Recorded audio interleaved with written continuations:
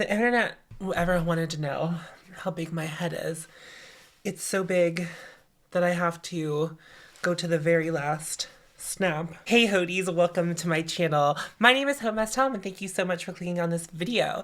Today we're gonna play with some makeup. I have been testing so much new makeup recently that I want to use like stuff I haven't used in like a very long time. There's only one thing that I'm going to use that I'm like in the testing with, but it's to see if it does anything, and that is really why I'm playing with it. If you're wondering why I'm wearing a hat backwards that says I love butts, that is truthful. That is not a lie. No lies detected. However, my hair is getting cut tomorrow. It's a mess. There's a lot of product in it. I was looking at my hair in frame. I could see all just like so much stuff going on up there. And I was just like, no. But I still wanted to film. And in fact, I have quite a large collection of hats and I just like never really wear them. I feel like it's like throwing you a curveball. Whenever I started wearing glasses on camera and you guys were like, you have so many fabulous frames. And I do. But I don't really, normally if I'm wearing makeup, I'm not wearing glasses. But sometimes we have to break the rules, as Charlie XCX once said. But yeah, I just want to play with a bunch of stuff I haven't played with in some time. So I don't want to touch any Kaleidos. I don't want to touch any Victoria Beckham. I don't want to touch, well, we might be playing with one of the foundations that I'm currently testing, but maybe not. No, maybe we'll go with an old foundation. Anyway, if you are new to my channel, hello, welcome. My channel is all about loving my makeup collection as it currently is. This is a very good video to learn that about me because I'm gonna use some old stuff I haven't used in some time and just show it a little bit of love, and that's what I'm gonna do today. But I do review makeup occasionally, and when I do that, I try to be very thorough about it. It's stuff that you'll see a lot on my channel as I'm in the reviewing process. So if that kind of content sounds good to you, I would love to have you subscribe. Make sure you like this video, and I'm also on patreon.com if you would like to support me there. But as always, there's absolutely no pressure. Liking and commenting is the best way to support me on the platform. But I would like to take a very brief moment to thank all of my current patrons. You are the absolute best. I have nothing picked out. I have nothing picked out. So we're just going to go on this journey together. I guess we should start with, should we start with eyes? I mean, I typically start with eyes. But you know me. I love my complexion. I want, let's see. Let's play with that. I don't think I'm going to do anything too complex on the eyes, but I feel like I haven't used the gold palette. It's like all in here. It's all in here. Can you believe?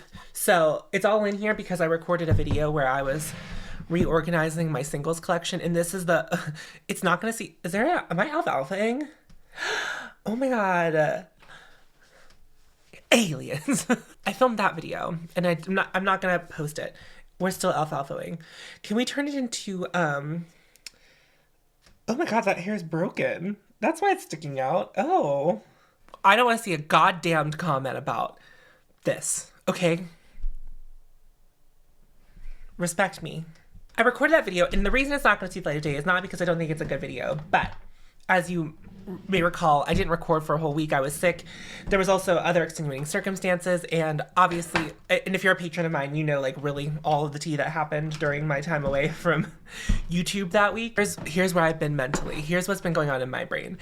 I feel like I have been running around trying to play catch up with YouTube. However, I've been having fun recording. I've been having less fun editing, but editing's never been the part of the process that I have like enjoyed the most. But what happened was, because I hadn't posted, I was recording content and posting it in like real time, and like that is the worst. And I don't normally record so far in advance that it feels like I don't know. I don't normally record that far in advance, but typically I'm like a couple days ahead, right? So I'll record one day and then I'll edit the next day and then the video will go live the third day. But what I was doing is sometimes I was like recording, editing, and posting my videos all in one day, and it was very stressful. And I like to try to post my videos around 12:30 Monday, Wednesday, Friday, and I couldn't do that. I just feel like I've been so far behind. But as you're watching this, as I'm recording this, it's Friday, and my video of me doing like Kaleidos versus my makeup collection just went live today, and I had to record and edit that all last night to get it up in time for today. I have nothing going on this weekend, which is great. I had a lot going on last weekend, and that was the weekend after all the things happened. So it has been like a struggle for me to get things up, but excited to be able to like post regularly again. Like, I'm recording this on Friday. You'll probably see this on Monday. I'm feeling good about this turnaround time. I feel like I can finally breathe again. But when I tell you I've been stressed about it, and not that I need to like stress about my YouTube channel, right? It's like not my main source of income, but it's still something that I'm consciously trying to grow, right? In a very real way. And so the algorithm doesn't like when you're off, right? It doesn't like when you're off, and it also doesn't like when you're not like really posting in a schedule. And the views on my recent videos have reflected that. But also the views of my recent videos have also reflected the fact that I have been very, very tired and distracted in all of them. And now I'm feeling more at ease, if you will. Whenever I was getting ready for Critical Sass Live the other day, mama, I was having a time. I was like, we are all, me, you, all of us, we're very lucky that I managed to like slap on a face of makeup that day. Oh boy. But so many fun things have happened. Like last weekend, let me get you caught up a little bit. It's because we can be more casual. So let's play with makeup. We can be a little more casual. Well, I guess I was actually like, I went to a funeral. That wasn't the fun part. But I did meet a new friend last weekend after that funeral. So that's exciting. I don't know how often I'll see that new friend, or like what that friendship will turn into. But you know, the next day, my friend David is a drag performer. His drag performing name is Danielle at Me, pronounced like Danielle at Me. Anyway, feel free to follow him on Instagram if you'd like, but I would say not for the faint of heart. David likes to post whole on mane. Not really whole, but like you're gonna see a lot of his body. You have to be okay with that going in. I still haven't decided if I'm okay, okay with it, but that's none of my business. Anyway, like once a quarter he does these murder mystery drag shows, and so he just had one, and it's been like a year. He's been doing them for like a year. I went to his first one. Oh my god, and that was such a big deal because I was going with this guy that I had been seeing for a little bit of time, and then I didn't go to one after the first one. And that, you know, that's not great on me. It's like not a great look for me because I try to be a supportive friend. And what's great about David's murder mystery dinner, well, you do get dinner, but I wouldn't say it's like a murder mystery dinner. But a great thing about them is that they start at 7-ish. They start closer to 8, let's be honest. They like go from 8 to 10, and they kind of stay on time. And the reason I don't participate in a lot of drag culture is because it happens on like weeknights at midnight. And it's like, you know, when I can't be available, weeknights at midnight. As you may or may not know, I work my real job, I work my job that makes me my livable wage income. I work that from 6 a.m. to 2:30. I can't be going to drag shows at midnight on a Wednesday and, you know, being out till 2 a.m. to then go to work at 6 a.m. on a Thursday. And it's just like, it's not me. So it all really works out. We get to go do that. And David writes like, it's like a whole murder mystery thing. All of the drag performers are suspects. It was so fun. Here's the thing though. I am taking on the persona of just a stupid person. And I know I'm not a stupid person. I'm at capacity. I don't know about you, but I'm at capacity. And I know that like the whole thought of like ignorance is bliss is like, you know, not the smartest move, right? Like that's not the wisest thing for us all to be doing. But I think I can't take any more on. And that includes murder mystery drag performances shows. So you're supposed to like try to figure it out and like take notes, and there are people who take it very seriously. Also, David sold this event out, which is so cool. We love to see it. And so it gets to the end and you like scan this QR code and you like put in who you think, you vote on who you think the murderer was. I got it right. I mean, I didn't win anything. I didn't win the raffle portion, but I did get it right. And later on he was like, oh my God, was it just like really obvious? And I was like, first of all, if you don't think I'm smart. Second of all, I was like, no, I just put down whoever I felt like. And I was like, I've had conversations with David about how I'm not trying to be smart anymore. I'm not trying to do that. I'm not trying to take that responsibility of intelligence on anymore. And I was like, no, I just got it right because I simply guessed. I was like, I even got one of the clues. Like I got to see one of the clues that got dropped by one of the drag performers. And it was like this AOL instant message between the two of the suspects, and I read 3 words of it and I said, I don't care enough to read this, and I just didn't bother. I'm better for it. I'm I'm not even lying to you. Like, I had so much fun. And, you know, I was still respecting the girls. I was given the coin, given the dollar. Well, we were very late, but that's like a whole different story and a whole different debacle for us to not really talk about here. I was finding their Venmos on their Instagrams, which means that I wouldn't get any, like, you know, probably any, I didn't get any, like, direct attention from any of the performers except for David. But it was kind of behind me, and I didn't really realize that he was behind me whenever that was going on. But I'm fairly certain that boobs were behind my head at some point, which is always fun. But I had a really great time doing that, and it was nice to get out of the house. And then I got Beyonce tickets. Also, super thanks are on if you want to support the Talk Going to Beyonce Fund. Ooh, girls. Let me tell you. You know what's so interesting? Can I tell you? This is me being honest with you. And I did ask for some questions and some thoughts on Instagram. And this is not one of my best dreams, but someone did ask about dreams. So that reminded me that I did in fact ask. But as you all know, as you may know, Taylor Swift tickets went on sale. I don't even know when was that, but it was a whole ordeal. Ticketmaster got in a lot of trouble, blah, blah, blah, right? And so all of us who are getting our coin ready for the Beyonce tour, we were like, what does that mean for us? So the pre-sales kind of have happened in waves. So there was wave 1, which kind of happened right after the announcement. And so one way that Ticketmaster is trying to fight scalping is that you sign up for these pre-sales and you get a specific code that's like specifically tied to your account. And the only way to get that code is to be like part of the beehive, and you're not guaranteed. It's a lottery system. And whenever you get into the queue, you're not like really guaranteed. It's like a whole thing, right? It's like to try to like even out the playing field. All I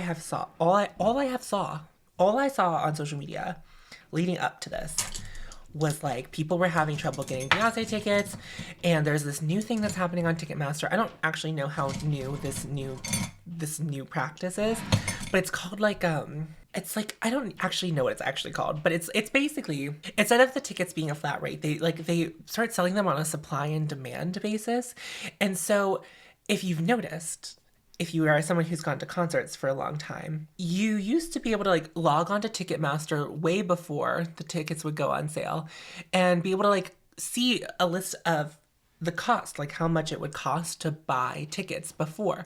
It didn't happen for Taylor Swift, and it didn't happen for Beyonce, and I haven't bought surge pricing? No, that's what they call. That's what an Uber is whenever the pricing, the supply and demand. But it's like kind of like that. It's like if a lot of people are trying to buy tickets in the same area, they will like try to price gouge. It's such a strange experience. And it happened to me when I was buying tickets to see Paramore for the summer. And I really didn't know what was going on because I hadn't bought concert tickets really in quite some time. And like the concerts I usually go to, I don't normally go to concerts as big as at the venues that like I'm going to see Beyonce and Paramore at. I had no idea how much like anything would cost, because it's like there's no ticket prices, and so you have to like kind of Google and sleuth. And the thing is, it felt like no one really knew what the prices of anything were supposed to be, because everyone ended up paying like these like surging prices, like these prices that were much higher than what the price would have actually been. But I did some sleuthing and I figured out where I wanted to sit and like how much it was going to cost to be where I was going to sit. And now knowing that they were doing this surge pricing situation, I was like, okay, there's a certain amount of money over that price point that I was like willing to spend. And so I'm going with a game plan. But the thing was, TikTok like very clearly knew I was trying to buy Beyonce tickets, because it was feeding me people not being able to get Beyonce tickets for like 3 weeks leading up into this, me trying to be able to get mine. So on Sunday, on the way to David's show, I get a notification, I get an email that I have been selected to be part of the presale. Again, they remind you very quickly that it's like, doesn't guarantee that you're going to get tickets, but at least I have like, I'm going to get a presale code. I'm going to like have the opportunity, but like who knows where I'll end up in the lottery. We'll come back to the Beyonce tickets in a second. Here's something, we're testing something. So on the right half of my face, I'm going to be using the Creature of Light Soft Glow Enhancer from Rituel. On the left side of my face, we are going to put the Bobbi Brown Vitamin Enriched Face Base. And what we're going to try to see is if the foundation, which is the foundation I'm going to put over top of it, which is the Luminous Elixir 3-drop foundation from Rituel to Fille. We're going to see if it looks different on top of these, because this has like a glow to it, and it's like kind of an iridescent pinky blue glow. It's like very, very subtle, and it looks really nice. It's like it's not something that looks like superhuman or unnatural. And this is just like my go-to standard primer. So my curiosity is like, does it actually show through the foundation? And that's what we're going to try to figure out today. Where's my mixing palette? Everything's put away right now, which is so bizarre for me. That's what I'll be doing to my face, and I'm going to continue talking about Beyonce. So I get fed all of these videos, video after video, people not getting get Beyonce tickets.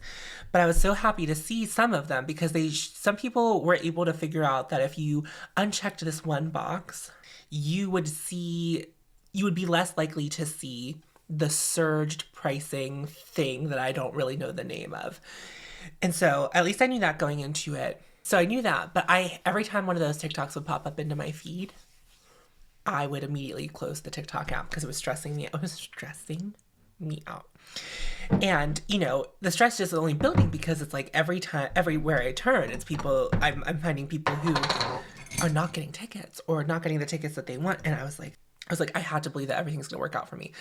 I was having nightmares about buying Beyonce tickets. Like, I was having literal nightmares. And here's the thing. Here's the kicker. Okay. I'm not, what I'm about to say is like going to sound more controversial than I mean it. I love Beyonce. I love Beyonce. Beyonce is certainly in the top 5 of my favorite artists. But I know for sure that I don't love Beyonce as much as some other people. And I know that. However, having been to one of Beyonce's tours before, I know that if I sat not somewhere close enough, that I was going to feel like I had made an error. Like, I made an error and I didn't get to sit where I want. Anyway, so I wanted to sit in Club Renaissance. Well, it's not sit. I wanted to be in Club Renaissance. So I'll show you a picture of the stage and I'll show you where Club Renaissance is. That's where I wanted to be. And so I was just like, I just want those tickets. And I was like, and I have also decided this is the last time in my life that I'm going to pay to see Beyonce.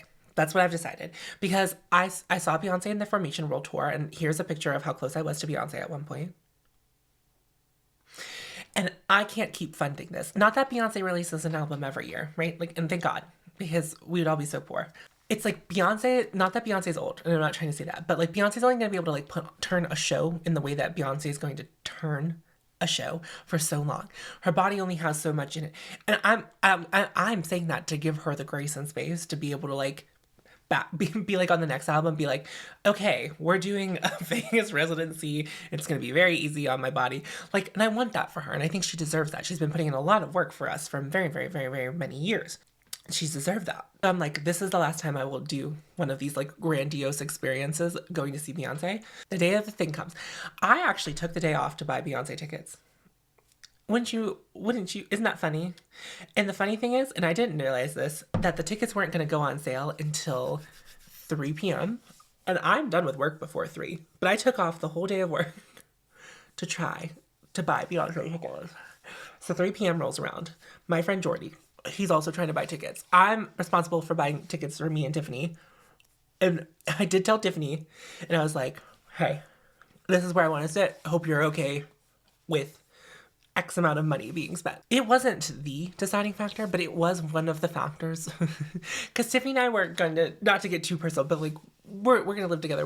But one of the things I said, it was like, one of the benefits of us living together, it means that we can spend more money on Beyonce tickets. Do you know what I mean? Like, it's truthful. Feels truthful. Let me review my face for a second. Okay, I'm going to zoom you in. I don't really see a difference. If anything, this is slightly glowier than this side. But it's slight. Like, I'm going to look at you head on. This is the side that has like has the Rituel to Fille primer on it. This has the Bobbi Brown. I don't know. I don't really see a difference. I'm not saying that it's not doing anything, but it's just like, I don't know that I'm seeing a true difference. It's like a little glowier. Anyway, I'm not saying that makes that product not worthwhile. It's just like, I'm trying to figure out, is it special enough? Is it special enough? Like, is it special enough?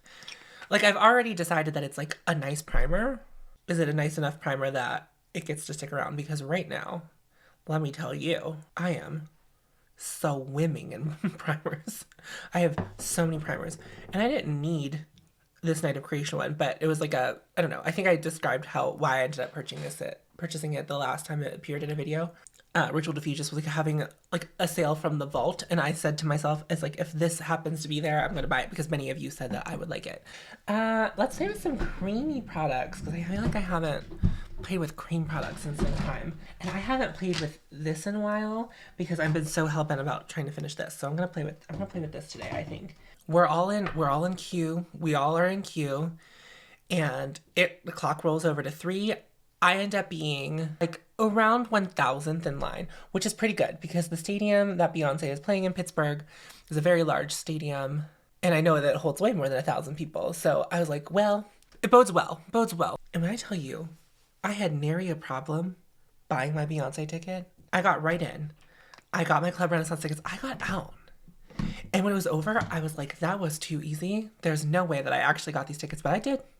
I have woken up in the middle of the night to check my Ticketmaster account to make sure that I have them, and I do. I like how I'm contouring in a place where like literally I didn't even put foundation because it was hidden under my hat. And it didn't really hit me until the next day because I had to take what is that? Is that blood? And then it didn't hit me until the next day whenever I was at work, and I had to request off the day of because I haven't done this before. And also they email you. They're like, you basically need to have the whole day off.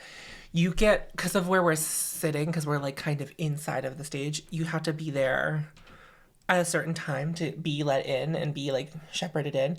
And let me tell you, these are not the most expensive tickets that went on sale that day. And I think a lot of people think that that is the case. But no, it's not the case. The tickets that are closer to the front part of the stage, like the actual main stage, those are more expensive. But we're going to get Beyonce up in our section a lot too. Having seen the last tour, she had a long walkway into the middle of the stadium, and she spent a lot of time up there too. I'm very much looking forward to that. So I'm very excited. Like, just very excited. But I was just on Instagram, and someone I follow on Instagram had just saw Tuvalu last night. And I was really jealous of them because Tuvalu's not coming to Pittsburgh. Beyonce is though. And you know what? While I love Tuvalu, it's more important for me, and I know this, it's more important for me to see Beyonce.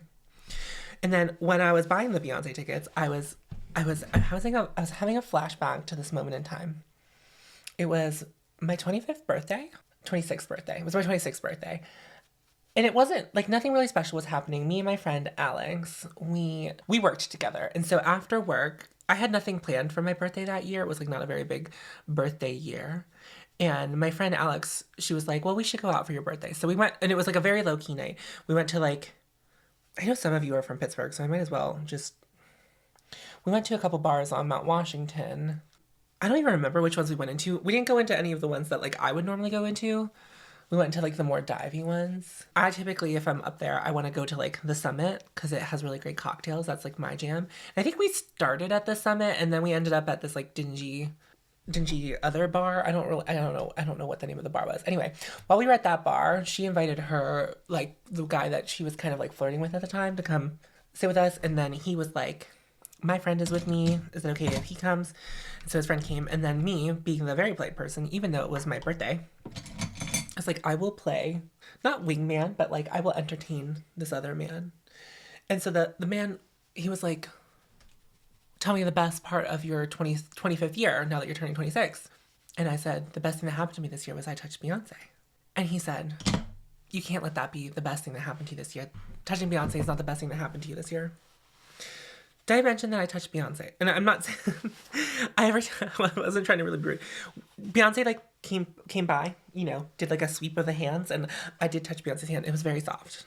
Anyway, it was, like, the highlight of my 25th year. I don't think there's anything wrong with it being the highlight of my 25th year. It was the highlight of my 25th year. And he said, don't let that be the highlight of your 25th year. And I was like, what should be the highlight of my 25th year? And so I was like, not everything else was, like, very good. You know, like, I was, and that's not to be down on myself. It was just, like, the fact of the matter was, I wasn't really feeling so hot in my 25th year. I wasn't feeling great. So Beyonce, you know, touching Beyonce was great. This man, straight man, I think he had kids too. This man grabs my face and kisses me.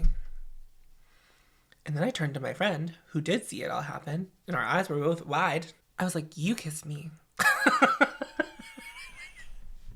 I was like, I just wanted to be like, let's not get just, you kissed me. Okay, yeah, I did. He's like, but you kissed back. And I was like, well, you kissed me. I have no stakes in the matter. And he was like, that could be the best part of your 25th year. And I was like, I'm now in my 26th year. So don't know that it's going to be the peak of my 26th year. It's actually very just confusing, I think, for me at least. I don't know what's going on. I was just trying to play, like be the good friend, take the fall, talk to the street man. I really actually don't like the way my makeup's looking. There's a lot going on that maybe I needed a little more coverage than I thought I did. I haven't worn this. Well, let's see where powders get us, because sometimes those will save things. While I was buying Beyonce tickets, I did text my friend Alex, and I was like, remember that one time that guy kissed me on my 26th birthday and told me that touching Beyonce shouldn't have been the highlight of my year? And you know what? I still think about him. So did he win? Did he achieve his goal by now? How old am I? 32? 6 years later? Still thinking about him? I mean, not often, but I did think about him while I was buying Beyonce tickets. And I was like, he's really not going to like what I have to say about my 32nd year, will he? I did use the resource of Instagram.com to ask if anyone had any burning, yearning questions for me while I do this LPWM, this let's play with makeup. Oh my god, who said it in the comments? Someone in the comments said they thought that let's play with makeup, LPWM, stood for look pretty with me. Look pretty with me, which I thought was very funny. So I guess if you want to call them look pretties with me, you look pretty with me, you can look pretty with me. It's a whole cul-de-sac situation. Oh, right. I guess I'll keep them anonymous because I didn't say that I would post them. So, I want to know the best dream you've ever had in recent memory. So, I don't dream very often, or I don't remember dreams. I know that, like, even though I'm not, I don't feel like I'm actively dreaming. I know that, like, it's happening. Like, those dreams do happen. I don't dream often. I don't remember them often. And the most recent dream I can remember was definitely a nightmare. And I was, like, stuck in this an old workplace of mine that was like not very good, not a very good place for me to be. Tiffany and I were working together, and I like lost them in the building. They like separated us because they knew we were friends, and they were like, these people can't work next to each other. They can't be responsible enough to like work next to each other. And then I spent like the whole dream like running around this office building, which wasn't, this is a thing that often happens in my dreams, is I'll be in a place which is supposed to be one place, like a place that I actually know in real life and like have definitely been to before, but then it won't look like that. Like it's like, it wasn't the office building that I actually worked in when I worked in that, like when I worked for that job, right? Like it wasn't that office building. So I was running around. And then while I'm running around, I run into a coworker in my dream that I have not seen in like a decade, because I worked with them at my first job. So it could have been it's definitely longer than a decade. Not since I was like 21. Anyway, I run the corner and I run to her, and she points to me and she says, I know you. And I'm like, well, am I working through some kind of like life crisis? And whenever I do have good dreams, they don't tend to be very whimsical. I don't know. So like when people say dream big, I can't like physically do that. Like I don't, when I dream, it's not like, that's like not what happens to me. Like I dream of really banal things, like things that like that don't really matter. Another day where I've pulled out green color corrector and didn't use it. Someone asked me, how am I doing? I'm doing great. I'm happy to have been through this week, right? But when you see this, it'll be Monday, so I'll be doing less well. And that's not to say that I don't really like my current job. A lot of our systems at work are changing, like actual, like, IT is, like, working on updating a bunch of systems, and it's going to greatly affect my position. Not in a way where, like, I'm not going to be doing it, but, like, there's a lot of stress going around at work because of it, but it's not something that we have much control over. And it's like something that we just have to go with the flow as these like processes keep changing. And so it can be a little bit frustrating at work right now because it feels like it's like Minesweeper. Like you step on a platform and it shows you like a bunch of places where you could be safe to go. And then there's also like places where you're not really sure if I do that thing, it's gonna cause myself to like receive an error. That's kind of how it feels like walking through work. But my personal life is like on the upswing. I feel like me and a lot of the people around me are in much better moods, but that could also be due to the fact that it has been very nice in Pittsburgh, like worrisomely nice in Pittsburgh. Like it was sunny yesterday and today, which is not common for us. It's not like our usual gig. Someone asked, what is my fave color in general? It's pink. Hold on. Let me put my mascara on.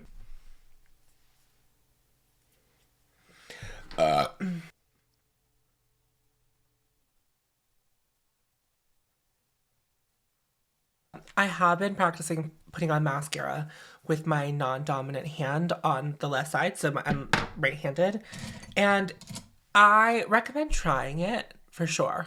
Like, and it's not as bad as you think it is, and I still feel like I don't have a lot of control over the whole situation, but I understand the people who do switch hands for mascara. Like, I get why.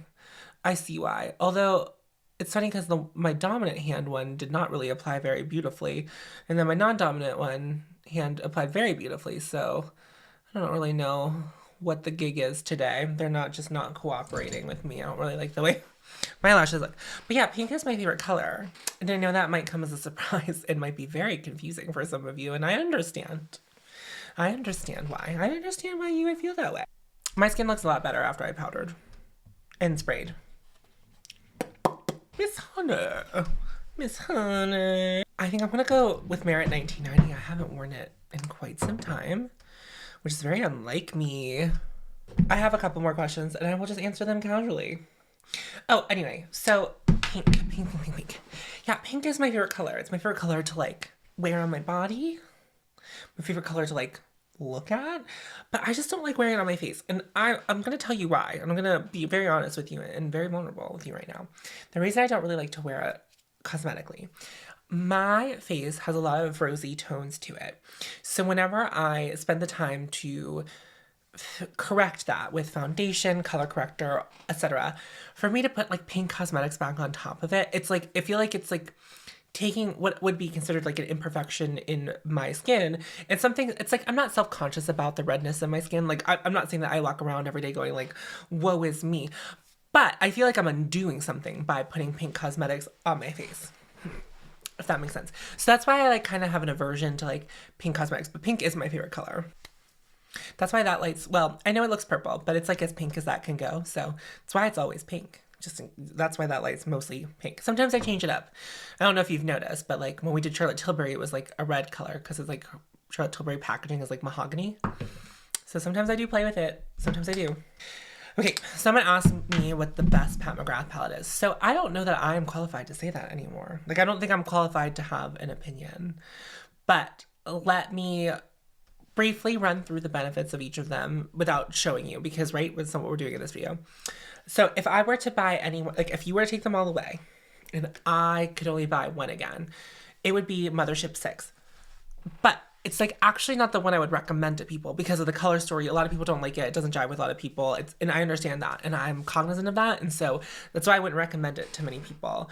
Unless I like know, and if I know you really well and you like really grungy color stories and you like maybe more challenging color stories, then I might recommend Mothership 6. And also Mothership 6 is absolutely on its way out. It's at TJ Maxx now. Like, well, I mean, if go get it for $20 as opposed to getting it for $128 with a Star Wars sticker on it, go do that if that's what you want. The one that I think is the best is Mothership 1.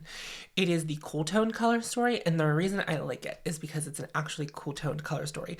We see a lot of what is considered to be like a cool toned color story from a lot of other brands, but they always have some warmth to them, and they read more like contour shades, which are like cool leaning, but I feel like they mostly fall neutral, and I think that a lot of people have a real aversion to a truly cool toned color story because Natasha Denona released the Glam palette, and that was supposed to be like Natasha Denona's cool tone color story. But when you take those, when you remove your brain from thinking that's a cool tone color story, it's really not.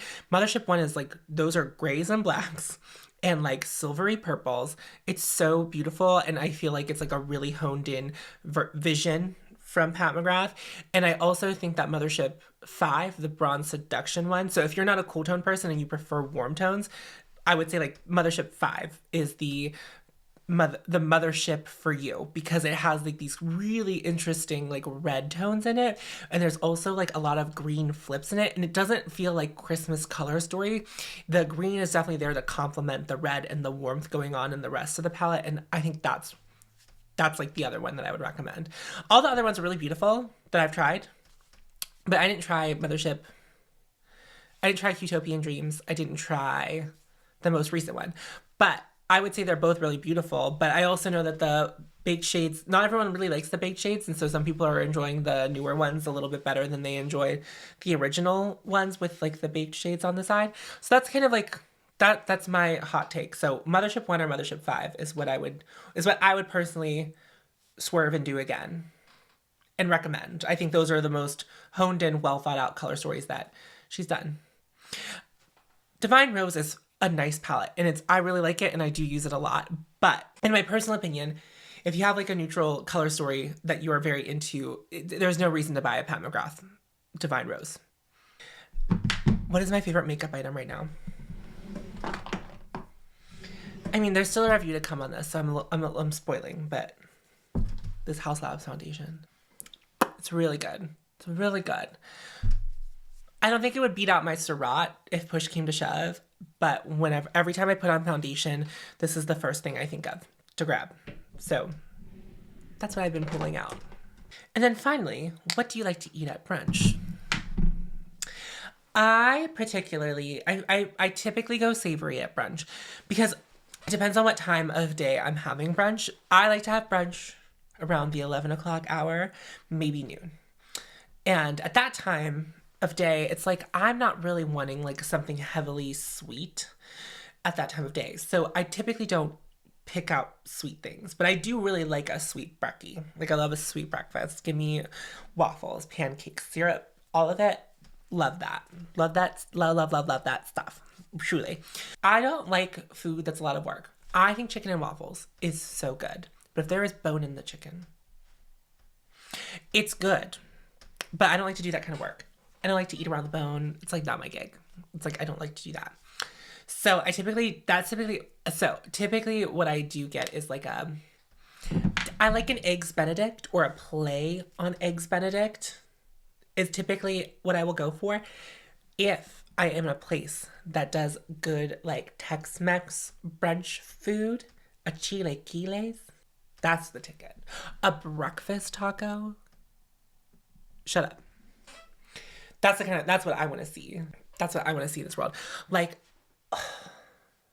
Chicago has just like much more options for brunches than Pittsburgh. But also I say that because I don't live in Chicago, it always feels special when I have brunch in Chicago. But like also you can have brunch on like a Tuesday at like the Bongo Room if you wanted to. Like, do you know what I mean? Like it's like we could do something like that there.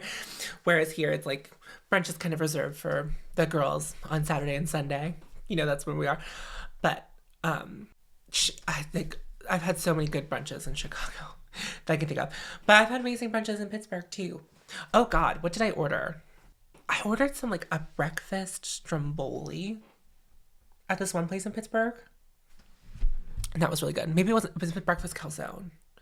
I got it at Bonfire in the South Side. If you're from Pittsburgh, I really like Bonfire in the South Side. Well, I have a little bit of an aversion to it now because it was a place that one of my exes took me a couple of times. And so I kind of like relate it to him, which is like not fair to the restaurant. It's still a good restaurant. You should go to Bonfire. Tell them Tom sent you. Don't do that. They have no idea who I am. But maybe we can work together sometime, Bonfire. Let me know. Call me. Anyway, that ends the video. Here we are. Here's the final look. Very casual, very simple, as I said. I can't wait to take this hat off. That is goal number one whenever I am done with this video. I appreciate you all so much. If you are new here and you enjoyed today's stories, I would love to have you subscribe. We hang out like this. I like at least every other week we do like a Let's Play with Makeup where it's like much more casual and I like playing makeup, having a good time. I would love to have you subscribe. Make sure you like this video. And I'm also on patreon.com if you would like to support me there, but there's absolutely no pressure to you. I appreciate you all so much. I will see you very soon. Remember to follow your haute. I forgot to do this in my last video. Follow your haute. and you'll find me. Bye-bye. I feel like I need to do like, as I do this, I was like, I feel like I need to do like something a little more masculine since I'm wearing a hat. Hold on. Remember whenever all the dudes on the internet were like, this is how I wear my hat. Although I am putting up my hat that high, but that's because I have foundation on and I don't want to like get foundation all in the inside of my hat. Friends, dude. Friends.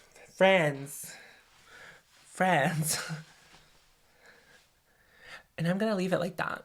And you have to sit in that discomfort.